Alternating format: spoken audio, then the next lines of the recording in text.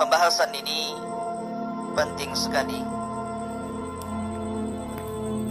karena beriman kepada hari akhir itu membawa pengaruh kepada kepribadian seorang muslim. Orang kalau yakin bahwa ada kehidupan setelah kematian dan ada balasan pada setiap perbuatan, maka insya Allah dia terlahir menjadi orang-orang yang baik.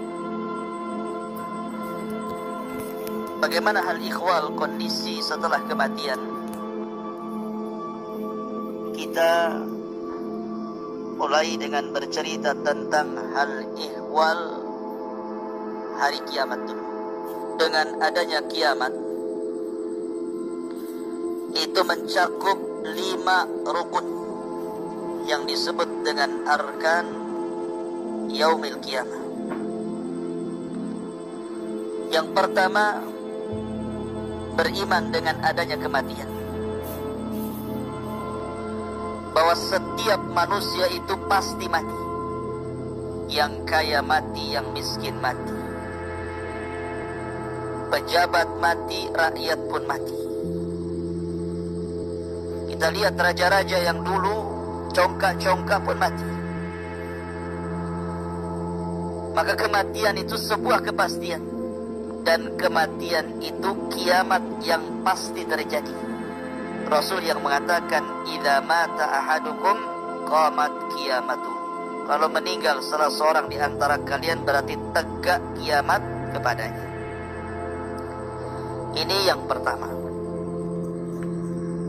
Yang kedua, alam barzah, bahwa setiap manusia akan mengalami alam barzah. Alam barzah itu alam kubur. Dan di alam kuburan itu ada 4 peristiwa. Pertama, himpitan kuburan. Yang kedua, fitnah kuburan. Yang ketiga, azab kubur. Ataupun yang keempat, nikmat kubur. Itu 4 peristiwa yang akan berlaku dalam kuburan. Kemudian yang ketiga, al-hasyru atau al-ba'tsu wal-hasyru, kebangkitan, kemudian manusia akan berkumpul di padang mahsyar. Semua manusia sejak zaman Adam sampai yang terakhir mati akan dibangkitkan, kemudian dikumpulkan di padang mahsyar. Kemudian yang keempat, adanya hisab. Semua manusia pasti dihisab, kecuali ada orang-orang yang memang dikecualikan lolos dari hisab. Siapa mereka? Nanti dijelaskan. Dan yang terakhir, yang kelima, adanya jaza, balasan. Imma ilal jannah, menuju surga, wa imma ilal nar, menuju neraka. Di dalam Al-Quranul Karim, ketika Allah Subhanahu wa ta'ala bercerita tentang kiamat, kiamat itu sesuatu yang mengerikan, sehingga Allah Subhanahu wa ta'ala banyak memberikan nama kepada hari kiamat itu. Terkadang Allah Subhanahu wa ta'ala menyebut nama hari kiamat itu dengan Al-Qari'ah. Al-Qari'ah itu artinya suara yang bisa menghancurkan gendang telinga. Terkadang Allah Subhanahu wa ta'ala menyebutnya dengan Al-Yaumul Akhir, karena memang mengakhiri seluruh kehidupan dunia. Terkadang Allah Subhanahu wa ta'ala menyebutnya dengan Yaumul Ba'thi, hari kebangkitan, karena pada sangkakala yang kedua manusia dibangkitkan. Terkadang Allah Subhanahu wa ta'ala menyebutnya Yaumul Khuruj, karena manusia akan keluar dari kubur-kubur mereka. Terkadang Allah Subhanahu wa ta'ala menyebutnya Yaumuddin, hari pembalasan, Maliki Yaumiddin, karena memang setelah kematian ada balasan. Terkadang Allah Subhanahu wa taala menyebutnya as-sakhah. Sakhah itu artinya teriakan yang sangat keras sekali, yang bisa memecahkan gendang-gendang telinga dan menakutkan jiwa. Terkadang Allah menyebutnya dengan kalimat at-tammatul kubra. At-tammatul kubra. Terkadang menyebutnya dengan al-ghashiyah. Makanya ada surat namanya al-ghashiyah. Terkadang disebut yaumul hisab, al-waqi'ah, kemudian yaumul wa'id, yaumul jam'i, al-haqqah, yaumut talaq, yaumut tanad, dan banyak lagi istilah-istilah, nama-nama yang semakna, yang menunjukkan bahwa nama-nama itu menunjukkan adanya kiamat. Dan orang Arab ketika memberi satu peristiwa dengan banyak nama menunjukkan peristiwa itu maha dahsyat. Terjadinya kiamat itu kalau seluruh tanda-tanda kiamat Allah munculkan. Di sana ada tanda-tanda kiamat kecil, ada tanda-tanda kiamat besar. Kalau tanda-tanda kiamat kecil itu kadang muncul, kadang tenggelam. Tetapi kiamat besar kalau sekali muncul tidak mungkin dihentikan. Akan terus seperti itu. Ganti ini, hilang ini, ganti itu. Hilang itu, ganti yang lain. Umpamanya turunnya khurujud Dajjal, munculnya Dajjal. Dajjal belum mati, Isa sudah turun. Kemudian Isa membunuh Dajjal. Isa belum meninggal, keluar Ya'juj dan Ma'juj. Kemudian Ya'juj dan Ma'juj dibinasakan oleh Allah Subhanahu wa taala. Kemudian ketika Isa bin Maryam meninggal dunia, muncul dukhan, asap tebal di langit. Setelah dukhan, matahari terbit dari arah barat. 3 hari matahari terbit dari arah barat, tiba-tiba kemudian muncul lagi dabatun minal ardh, binatang bumi yang melata yang bisa bicara. Kemudian setelah itu muncul gempa dari arah timur, dari arah barat, dari jazirah Arab, sampai kepada api yang keluar dari Adan menggiring manusia menuju Syam. Disitulah kiamat dibangkitkan. Dan kiamat dibangkitkan itu dimulai dengan suara Israfil meniup trompetnya, sangkakalanya. Tetapi kiamat besar kalau sekali muncul tidak mungkin dihentikan. Akan terus seperti itu. Ganti ini, hilang ini, ganti itu. Hilang itu, ganti yang lain. Umpamanya turunnya khurujud Dajjal, munculnya Dajjal. Dajjal belum mati, Isa sudah turun. Kemudian Isa membunuh Dajjal. Isa belum meninggal, keluar Ya'juj dan Ma'juj. Kemudian Ya'juj dan Ma'juj dibinasakan oleh Allah Subhanahu wa taala. Kemudian ketika Isa bin Maryam meninggal dunia, muncul dukhan, asap tebal di langit. Setelah dukhan, matahari terbit dari arah barat.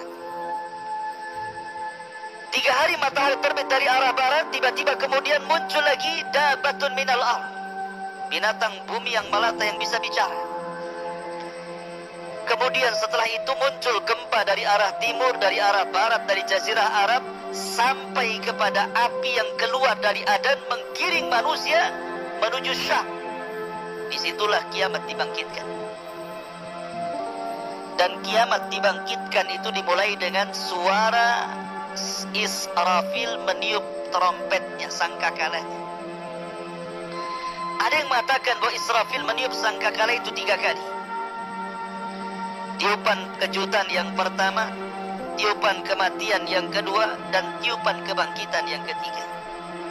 Tapi pendapat yang kuat wallahu a'lam bahwa tiupan itu cuma 2 kali. Tiupan pertama tiupan kejutan dan kematian, tiupan kedua tiupan kebangkitan. Lah ketika Israfil meniupkan trompet itu, maka yang pertama kali meninggal adalah orang yang sedang memperbaiki tempat minum unta. Tiba-tiba pingsan kemudian mati. Kemudian disusul orang-orang yang di jalan-jalan, di pasar-pasar, di rumah-rumah. kemudian disusul dengan bangsa jin, bahkan para malaikat, semua akan diwafatkan Allah Subhanahu wa ta'ala pada tiupan yang pertama. Lah, setelah tiupan yang pertama ada namanya tiupan yang kedua, nafkhatus tsaniyah. Berapa jaraknya antara tiupan pertama ke yang kedua? Hadis Abu Hurairah radhiyallahu anhu mengatakan bahwa jarak tiupan pertama ke kedua itu 40.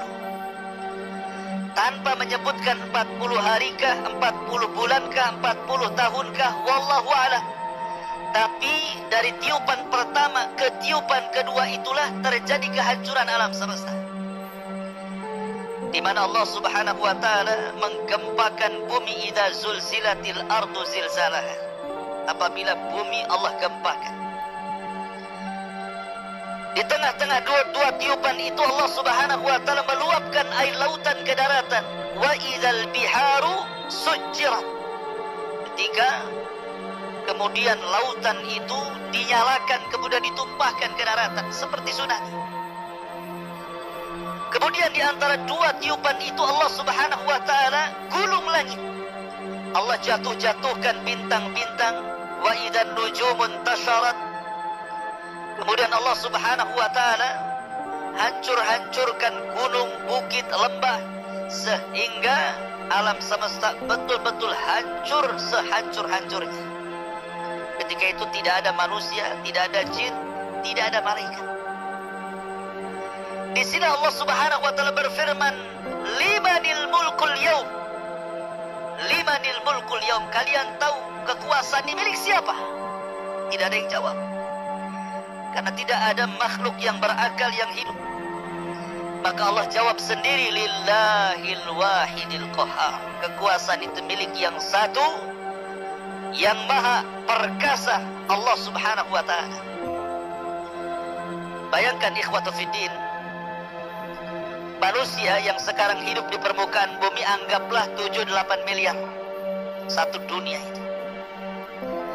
Tetapi makhluk yang sudah dikubur, manusia yang sudah dikubur sejak Adam sampai hari ini, jumlahnya bukan miliaran lagi, bisa triliunan. Artinya orang yang dikubur itu jauh lebih banyak jumlahnya dibandingkan orang yang hidup hari ini.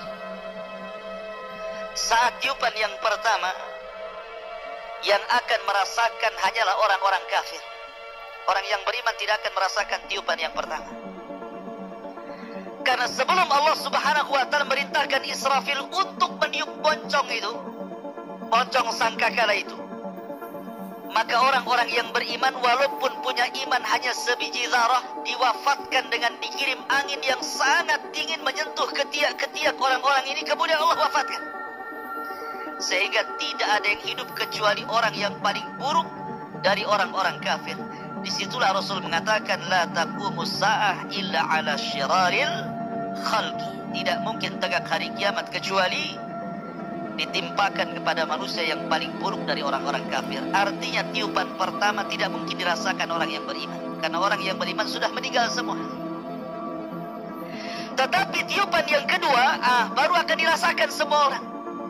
Mau mukminnya, mau kafirnya, mau munafiknya, semua akan merasakan. Mulai orang hidup di zaman Nabi Adam sampai yang terakhir mati, semua akan merasakan tiupan yang kedua. Karena tiupan yang kedua itu disebut tiupan kebangkitan. Karena manusia akan dibangkitkan, akan keluar dari kubur-kubur mereka. Ustaz, bagaimana orang yang dikubur itu kan sudah dagingnya pun tidak ada, terkadang tulang belulangnya sudah hancur, apalagi sudah berabad-abad yang silam. Bagaimana Allah Subhanahu wa ta'ala membangkitkan mereka? Dari mana Allah bangkitkan mereka?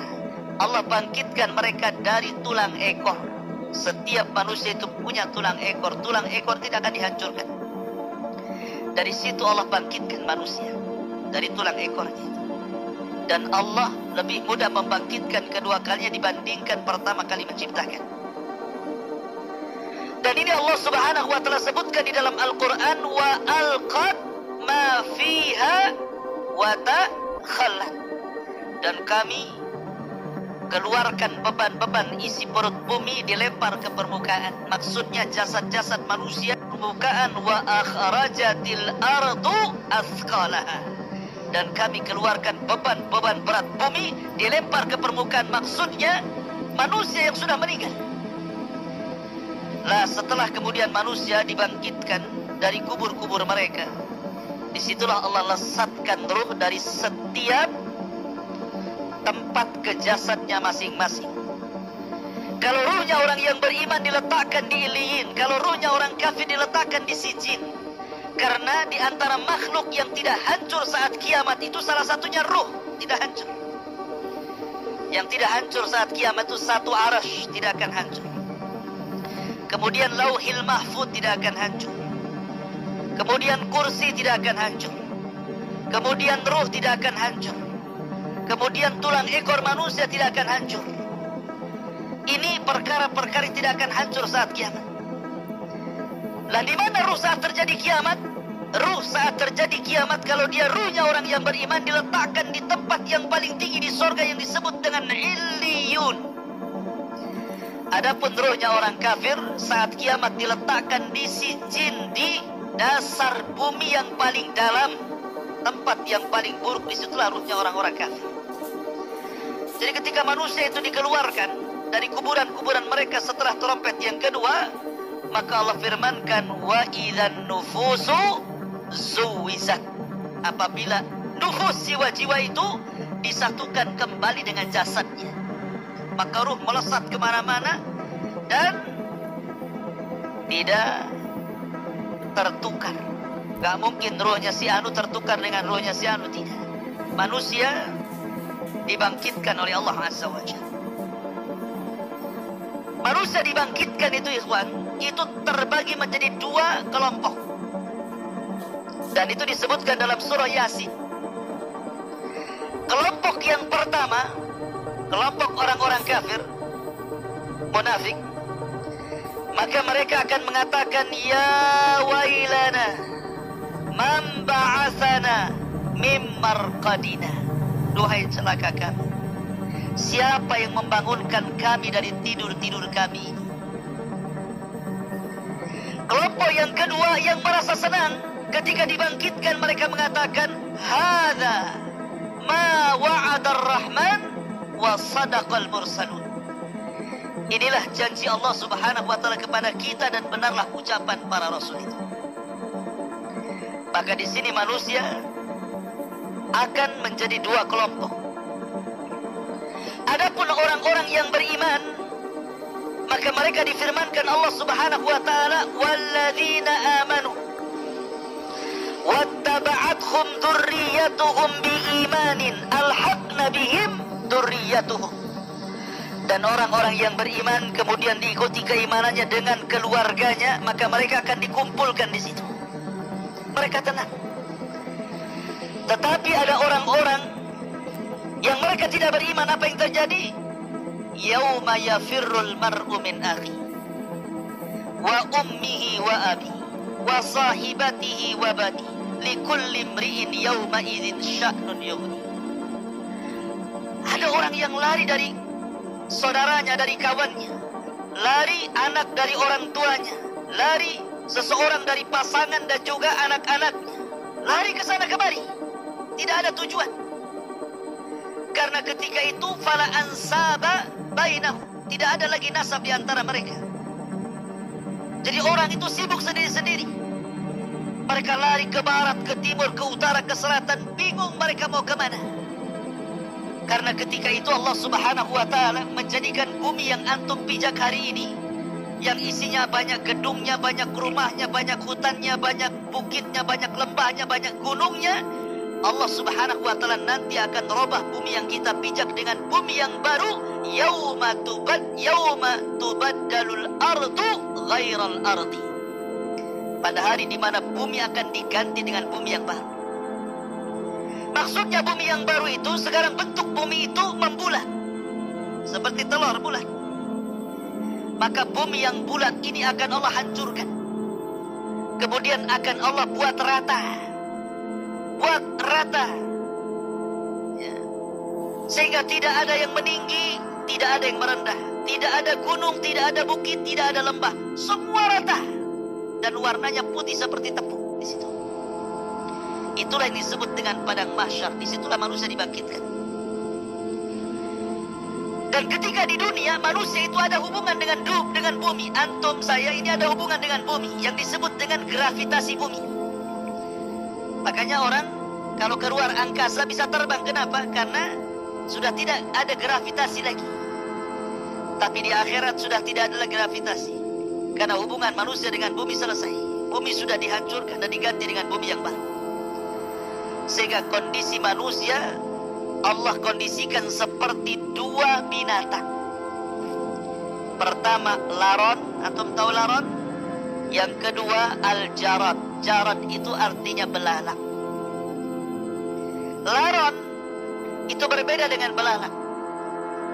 Kalau ada listrik nyala seperti ini, kemudian musim hujan, biasanya orang yang tinggal di pesawahan nanti datang laron terbang itu.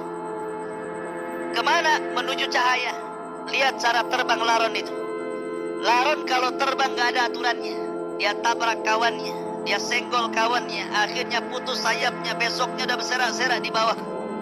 Kenapa? Karena tidak ada aturan laron terbang.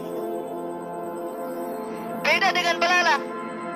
Kalau belalang ini bersama koloninya, bersama kawanannya, kalau terbang itu dia berbaris tepat ke satu titik. Rapi dia ketika terbang itu rame-rame. Kalau laron amburadul terbangnya. Dan dua-duanya bisa terbang. Karena di akhirat bukan seperti di bumi. Antum berjalan di bumi. Di akhirat itu terbang ke sana kemari. Unun nasukal farashil mabsus. Pada hari itu manusia seperti laron yang berhamburan. Karena ketika awal dibangkitkan orang-orang kafir ini bingung. Karena tidak ada ma'lam. Bumi tidak ada alamat lagi. Kalau sekarang antum ke jalan itu masih adalah petunjuk jalan. Nagoya, Jodo, mana Temiang gitu. Ya kan? Nampak tuh tanda-tandanya. Ya kan? Jelas itu ada alamatnya, RT-nya, RW-nya, lurahnya, kecamatannya gitu. Semua ditulis. Tetapi di akhirat itu di padang mahsyar tidak ada ma'lam, tidak ada alamat, tidak ada penunjuk jalan karena sudah tidak ada gedung. Dan dua-duanya bisa terbang. Karena di akhirat bukan seperti di bumi, antum berjalan di bumi. Di akhirat itu terbang ke sana kemari. Ya. Terbang sana, terbang sini, nggak jelas. Allah mengistilahkan dengan laron, itu Allah sebutkan dalam surah Al-Qariyah. Nggak jelas gitu ya. Baru ada panggilan disebutkan dalam surah Toha. Ketika ada panggilan, barulah kemudian manusia dari mana-mana akan tertuju kepada satu panggilan itu. Disitulah Allah Subhanahu wa Ta'ala kemudian ibaratkan dengan kal jaradil muntashir. Maka mereka seperti belalang. Karena belalang aturannya jelas terbangnya menuju satu titik. Ya. Maka akhirnya kemudian manusia berkumpul di satu tempatlah. Disitulah disebut padang mahsyar. Manusia akan berdiri di situ. Berapa tahun? Khamsina alfasana. 50.000 tahun. Yauma yakumun nasu li rabbil alamin. Manusia akan berdiri menghadap Rabb alamin. Apakah 50.000 tahun itu berlaku kepada seluruh manusia? Tidak. Ini hanya berlaku kepada orang-orang kafir saja. Karena orang-orang yang beriman ada yang keluar dari kubur dibangkitkan direct masuk surga. Tidak ada hisab, tidak ada adab. Seperti Rasulullah SAW menggambarkan 70.000 orang yang masuk surga tanpa hisab dan adab. Mereka orang yang tidak minta ruqyah, tidak minta dikai besi panas yang disulut gitu ya. Kemudian mereka tidak tatoyur dan mereka senantiasa bertawakal kepada Allah Azza wa Jalla. Ini langsung direct masuk surga. Tidak ada hisab, tidak ada adab. Ataupun para syuhada yadkhulunal jannah bighairi hisab, masuk ke dalam surga tanpa hisab. Ada orang-orang itu yang direct masuk surga, nggak ada hisab, nggak ada adab. Sehingga mereka tidak harus kemudian tinggal di padang mahsyar bertahun-tahun lamanya. Tapi ada juga yang dihisab dengan hisab yang sulit, ya agak lama. Ada juga hisab yang mudah, ya agak cepat. Pokoknya tergantung amalannya di bumi. Karena kehidupan akhirat itu yang menentukan kebahagiaan ketika sekarang ini kita hidup di bumi. Faman ya'mal mithqala dzarratin khairan yara wa man ya'mal mithqala dzarratin syarran yara. Ma'asyiral muslimin wal muslimat rahimani wa rahimakumullah. Lah ketika manusia berkumpul di padang mahsyar, apa yang terjadi? Allah subhanahu wa ta'ala akan datang menemui mereka. Wa ja'a rabbuka wal malaku saffan saffa. Maka Rabbmu akan datang sementara malaikat berbaris-baris bersaf-saf itu. Lah ketika itu Allah subhanahu wa ta'ala memanggil makhluk yang disebut dengan Jahannam. Waji'a bi Jahannam yawma idzin yatadzakkarul insan anna lahu dzikra. Didatangkan neraka Jahannam. Jahannam ini memiliki 70.000 tali kekang. Dan setiap satu tali kekang dipegang oleh 70.000 malaikat. Anda bisa bayangkan? Jahannam ini ditarik memiliki 70.000 tali untuk narinya itu. Sementara setiap tali itu ditarik oleh 70.000 malaikat. Besar sekali Jahannam itu. Ya. Kemudian ditampakkan di hadapan manusia. Ketika kemudian ditampakkan di hadapan manusia, disinilah manusia terbagi menjadi 3 kelompok. Kelompok yang pertama disebut kelompok Al-Muqarrabun. Kelompok Muqarrabun, orang-orang yang dekat dengan Allah subhanahu wa ta'ala. Maka mereka langsung diangkat oleh Allah azza wa jalla, dijauhkan dari Jahannam, kemudian diletakkan di bawah arsy Allah subhanahu wa ta'ala. Kemudian kelompok yang kedua yang disebut Ashabul Yamin diangkat juga, dijauhkan dari Jahannam sehingga Jahannam berawal di bawahnya. Tetapi ada kelompok yang disebut dengan Zalimul Nafsi. Mereka akan tetap berada di situ, dikitari dan dikelilingi oleh neraka Jahannam, naudzubillah.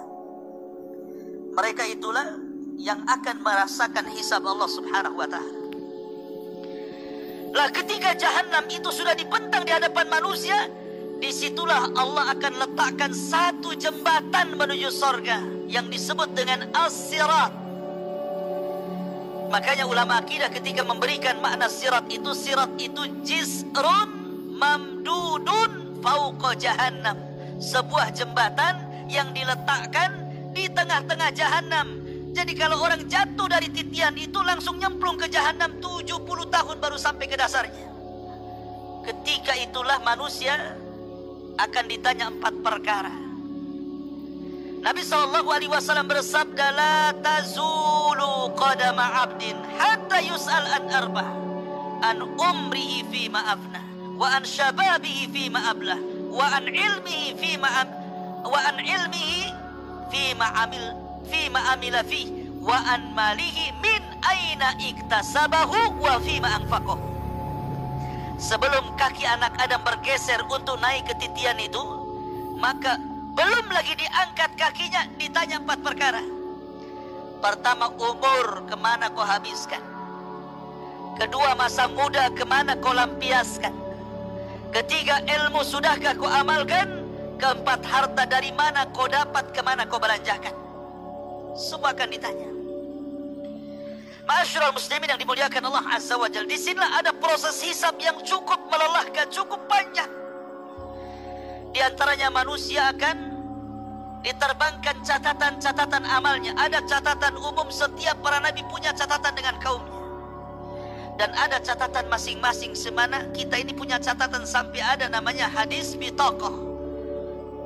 Orang membawa di hadapan Allah 99 catatan, kata Allah, bentangkan catatanmu. Dibentangkan baru 1, rupanya kesalahannya catatannya sejauh mata memandang. Antum tahu kalau antum masuk ke sebuah minimarket, kemudian antum belanja semua satu minimarket itu, kemudian keluar struknya, kertasnya itu, belanjanya 1, 2, 3, sejauh mata memandang. Nah, itulah amal buruknya. Ini detik ini, jam ini, hari ini saya berbuat ini. Ini detik ini, jam ini, tahun ini. Semua sampai sejauh mata memandang, semua kesalahannya. Sehingga Allah mengatakan, periksa. Adakah malaikat saya salah tulis? Dia mengatakan tidak ya Rabb, semua ini betul. Kenapa? Karena nanti di akhirat itu salah satu keunggulannya, manusia akan dikembalikan hafalannya. Kalau di bumi ini, kadang-kadang apa yang antum perbuat 1 bulan, 1 tahun yang lalu sudah lupa kalau antum pernah gampar orang itu. Kalau antum pernah ngutang orang, ngambil barang orang, udah lupa. Tapi di akhirat nanti semua diingatkan. Nggak akan ada yang tersisa dari sebuah maksiat kecuali ditampakkan. Ya. Begitulah hisab. Adapun orang-orang ketika ini catatan itu diterbangkan, kemudian Allah menyuruh untuk mengambilnya. Ada orang-orang yang mengambil dengan tangan kanan, sehingga dengan bangganya dia mengatakan, ha umuqra'u kitabiyah. Oh, lihat catatanku, baca, karena dia senang, isinya pasti kebaikan. Ha umuqra'u kitabiyah. Tapi ada orang yang mengambil dengan tangan kirinya, maunya dilempar saja karena tahu dia isinya catatannya semua keburukan. Ada yang mengambil dengan tangan kiri, sebelah punggung susah diambil.